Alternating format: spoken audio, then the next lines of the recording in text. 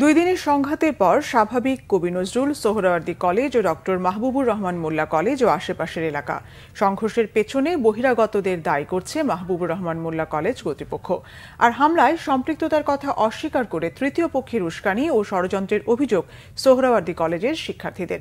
এদিকে ডক্টর মাহবুবুর রহমান মোল্লা কলেজের শিক্ষার্থী অভিজিতের মৃত্যু ভুল চিকিৎসায় হয়নি বলে দাবি ন্যাশনাল মেডিকেল কলেজ হাসপাতাল কর্তৃপক্ষের। শুভ মাহফুজের রিপোর্ট। গেল দুই দিন রাজধানীর ৩ কলেজের শিক্ষার্থীদের সংঘর্ষের পর মঙ্গলবারও ডক্টর মাহবুবুর রহমান মোল্লা কলেজের সামনের পরিস্থিতি থমথমে ছিল। সকাল থেকেই কলেজের সামনে মোতায়েন ছিল বিপুল সংখ্যক পুলিশ। জনজীবন ও যান চলাচল স্বাভাবিক। কলেজ অধ্যক্ষের দাবি, শিক্ষার্থীদের সংঘর্ষের সময় বহিরাগতরা সুযোগ নিয়েছে।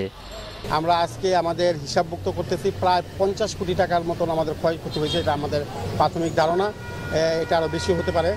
তো এটা নিয়ে আমরা আজকে মামলা করব। ছাত্রদের আন্দোলন ছিল, এটা ছাত্রদের আন্দোলনই, সেটা হয়তোবা কুচক্রী মহল, কিছু দুষ্ট লোক সবসময় ছিল, বিগত সময় এখনও আছে, ভবিষ্যৎ থাকবে, তারা এটা সুযোগ নিয়েছে। কিন্তু কোনো রাজনৈতিক দলের সাথে জড়িত কিনা সেটা আমরা জানি না। তৃতীয় পক্ষের উস্কানিতে কিছু শিক্ষার্থী মোল্লা কলেজে হামলা করেছে বলে দাবি সোহরাওয়ার্দী কলেজের শিক্ষার্থীদের। বিকেলে সংবাদ সম্মেলনে সংঘাতে জড়িতদের চিহ্নিত করে আইনের আওতায় আনার দাবিও জানায় তারা।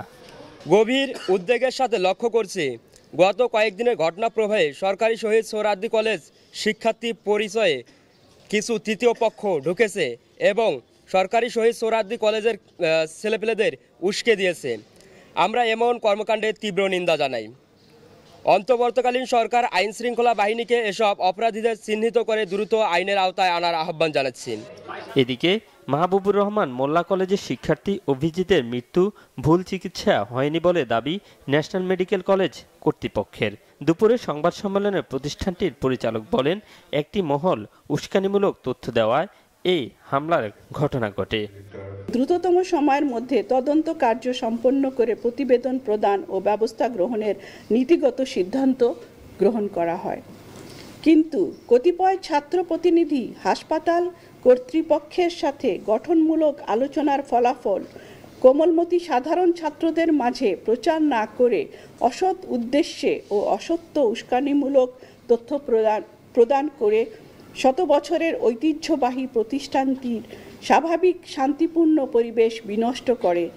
এ সময় হাসপাতালের উপপরিচালক রেজাউল হকের দাবি, কবি নজরুল বা সোহরাওয়ার্দী কলেজের শিক্ষার্থীদের হাসপাতাল কর্তৃপক্ষ কোনোভাবেই যুক্ত করেনি।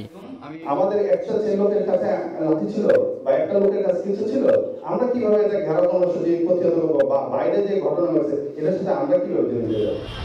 শুভ মাহফুজ, বাংলা ভিশন, ঢাকা।